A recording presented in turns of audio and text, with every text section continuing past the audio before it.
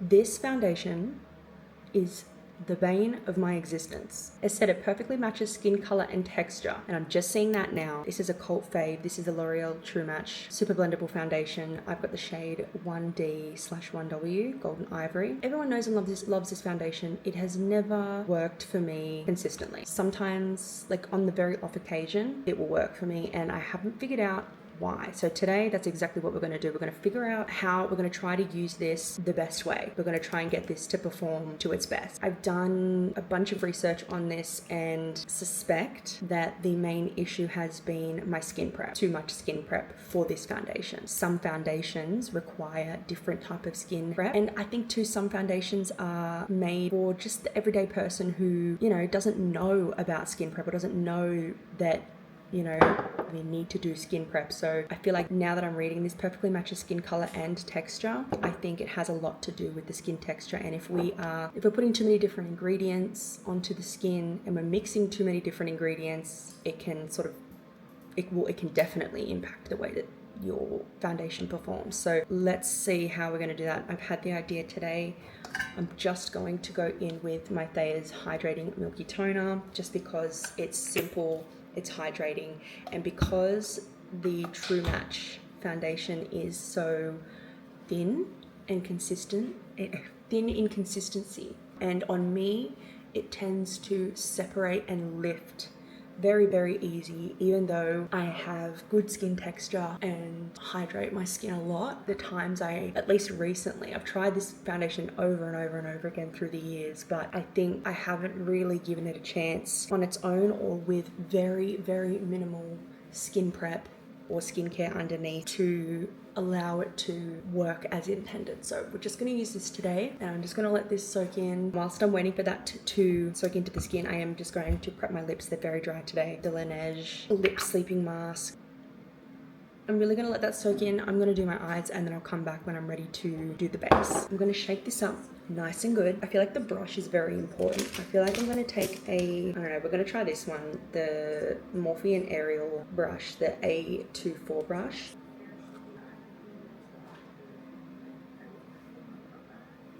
Okay. And so I'm just like swiping it out to get it even, and then I'm just going to start pressing.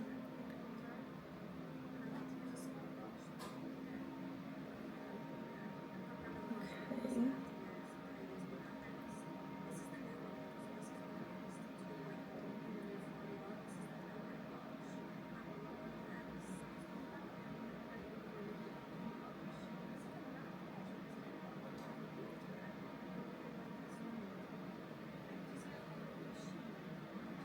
Down here I'm buffing just because I don't want it to be foundation heavy down there. The nose is always going to be tricky for me. Yeah, I don't know if you can see that, but it's like...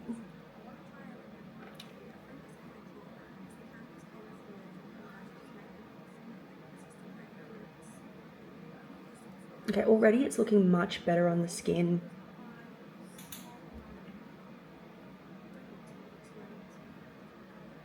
It's just the nose, it's really clinging to the pores. See if you swipe, obviously. I don't know what I'm gonna do about that, but chin. It separates on the chin too. Okay, let's try this side.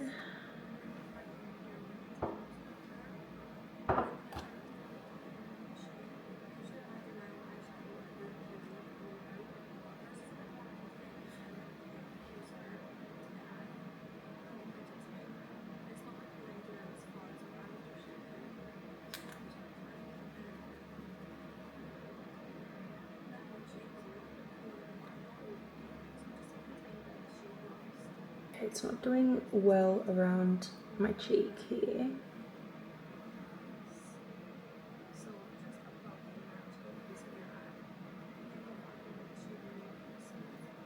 It's sort of like if you have an uneven skin tone or any redness, it's going to look like it's separating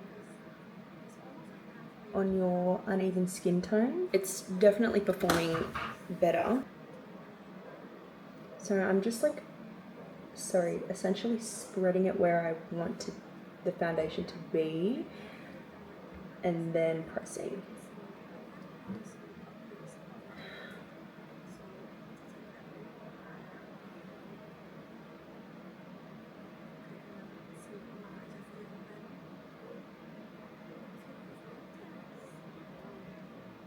It's really struggling to blend on the forehead. Yeah, it's really just like not blending into the skin. It's just, it sits on the skin, so you have to be very careful. And I feel like using a sponge, it will just do the same thing because it's soaking up most of the product, so it's not really leaving you with much product or coverage. I mean, on camera it probably looks good. Let's see if I can give you a close-up of like...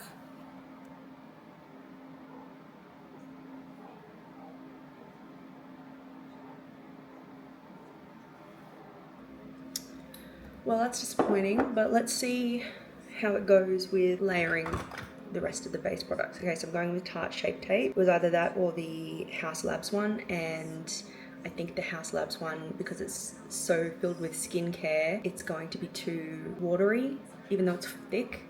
I just don't think it's, like, this is more matte and this is definitely more pigmented, so I think this is going to really work better on the skin and covering that redness from that pimple I have that hasn't surfaced yet. And I will go in here and here to try and help that. Because I would naturally go in with my sponge, I am going to go in with my sponge. It is like 2 days old damp, so it's not too wet, which I think if it was freshly dampened, it would just lift everything. And I'm going to be very careful not to over blend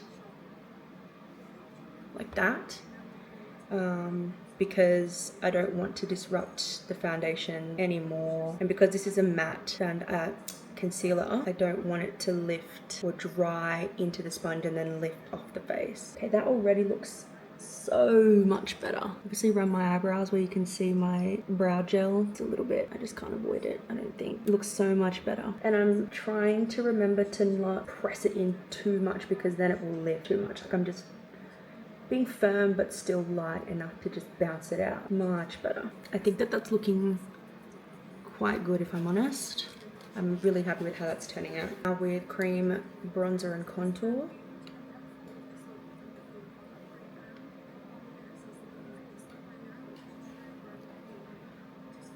I'm going to use the same brush that I always do because it's synthetic. It'll work well with that product, and it's dense, so I can really just press this in without disrupting the foundation or the concealer.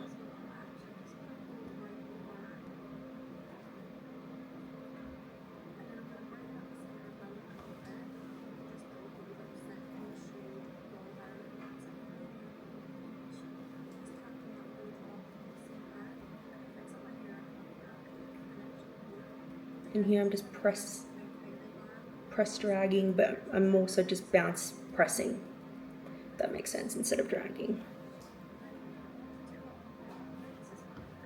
That was the Australis Dewy and Daring bronzer in the shade Summer Fling, by the way. I'm just trying to use up what I have, that's why I have been using all the same things. Just to warm it up slightly, I'm just going to use a little bit of the Anastasia Cream Bronzer in Caramel. Just on my usual e.l.f. putty blush brush, and I'm just going to because this is a duo fiber brush, it's all synthetic, so I think it's all synthetic. I don't know, maybe it's natural hair and then synthetic bristles, not sure.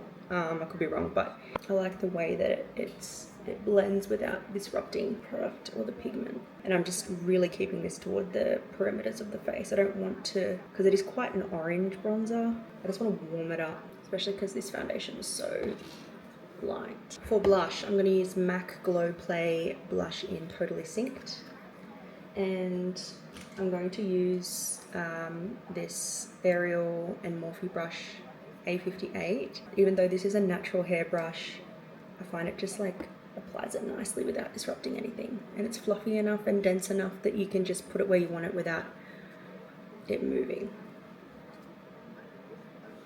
Nice. Now I'm going to go in with a little bit of the L'Oreal Lumi Glotion in Light Glow, and I mean like the tiniest, and like that. And I'm going to use my fingers, and I'm just going to keep it right there.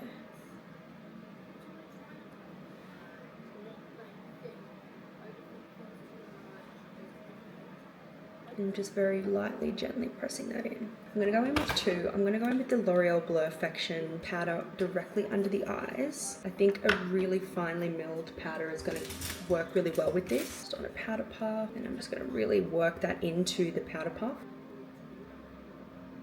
And just patting it in. Everywhere else, Huda Beauty Pound Cake in Easy Bake.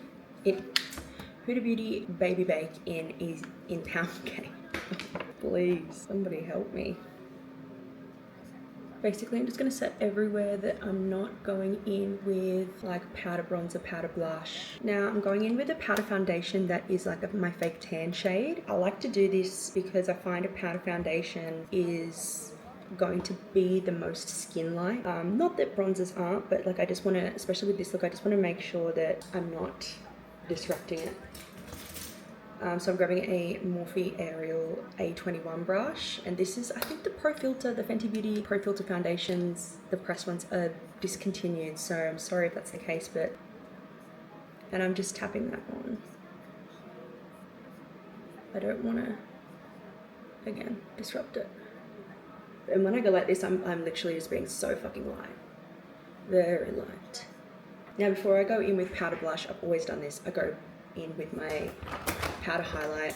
This is MAC Soft and Gentle Mineralized Skin Finish, and I just like it on this Real Techniques Duo Fiber brush. It's a setting brush, but I just like it, and I just keep it very much here.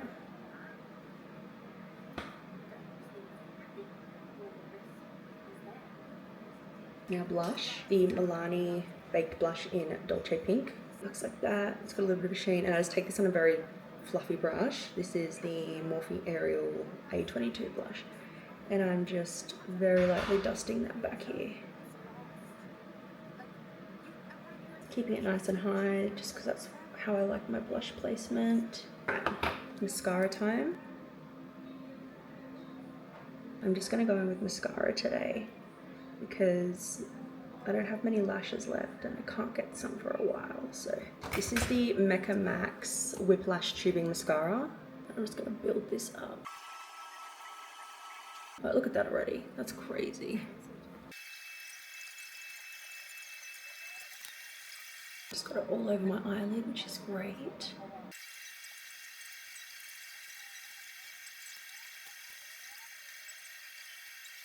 Alright, I'm going to wait for that to dry, and then I'm going to brush it off with a spoolie, the mess I made. Lips. I've been loving the NYX Cosmetics Duck Plumping Lip Liner in the shade Filamin lately. It's not a colour that I ever go for, but I've been loving it. Then I'm just going in with MAC Lip Gloss in the shade Nymphette, and I'm just using a tiny bit just in the centre.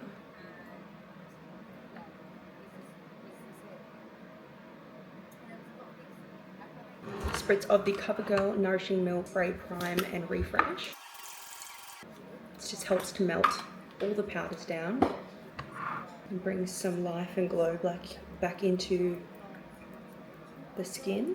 And there we go, that's it guys. I think we managed to salvage the L'Oreal True Match Foundation. However, I think you just have to be, well, for me anyway, I think I'm going to have to be very intentional and very mindful of the products and the tools that I'm using together and the way I'm using them, like the technique and everything, to get this to work for me, to look like a normal, good performing foundation with good hydrated skin and it's not patchy, smeary or separating on the skin. Yeah, let me know guys know what you think. If you want to see any more videos like this, let me know what you want me to try out or what you want me to try and use. Yeah, I would love to hear from you guys, and I'll see you next time.